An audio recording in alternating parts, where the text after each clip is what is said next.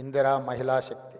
1967లో India China యుద్ధం జరిగినప్పుడు మహిళా శక్తిని ప్రపంచానికి శ్రీమతి ఇందిరాగాంధీ గారు చూపించారు. 1971లో పాకిస్తాన్తో యుద్ధం జరిగినప్పుడు శ్రీమతి ఇందిరాగాంధీ గారు మహిళా శక్తిని ప్రపంచానికి నిరూపించారు. స్వతంత్రం వచ్చిన తర్వాత జరిగిన యుద్ధాలలో ఈ దేశాన్ని గెలిపించిన శక్తి మహిళా శక్తి. మహిళా శక్తిని ఎప్పుడు కూడా మా పార్టీ, మా ప్రభుత్వం తక్కువ అంచనా వేయలేదు.